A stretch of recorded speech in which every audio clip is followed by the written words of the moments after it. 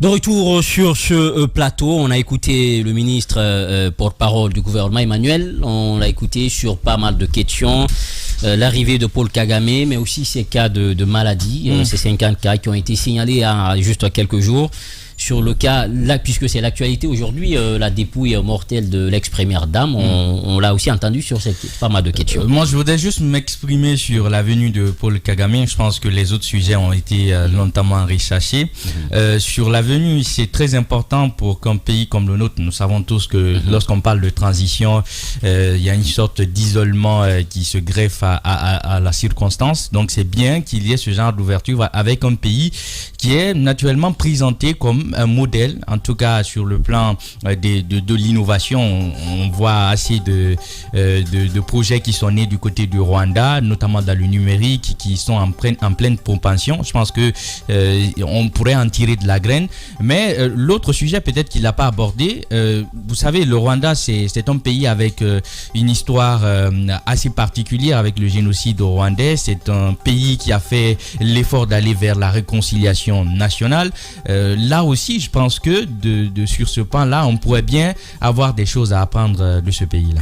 Avec le projet Vérité, Justice et Réconciliation, le modèle rwandais, justice aussi transitionnelle, on en parlait du côté du Rwanda.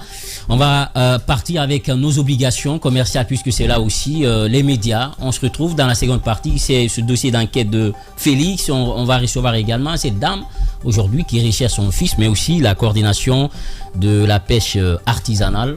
Tous ceux-ci vont être avec nous sur ce plateau. À tout de suite. Allez-y, Alphonse, allez-y. Monsieur le porte-parole du gouvernement, la présidence a annoncé la visite prochaine du président du Rwanda, Paul Kagame. Quel va être l'objet de sa visite en Guinée et quels sont les axes sur lesquels la Guinée souhaiterait coopérer avec le Rwanda? D'abord, c'est une visite d'amitié. Le président Paul Kagame n'a pas ménager les efforts pour à la fois donner des opportunités de recevoir ses ministres, de recevoir des différents ministres du gouvernement de la transition. Et il a, à chaque fois que c'était nécessaire, montré beaucoup de sympathie à l'égard de son frère, chef d'État guinéen. Donc, c'est d'abord une visite d'amitié. Ensuite, c'est une visite de travail qui va concerner un certain nombre de départements, les affaires étrangères, pour la coopération, le ministère de la coopération, le ministère des postes de télécommunications que je dirige, le ministère des Mines.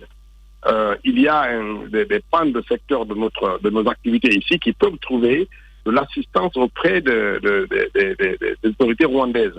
Si je prends le cas de secteurs que je dirige, les télécommunications, nous sommes en phase de signer un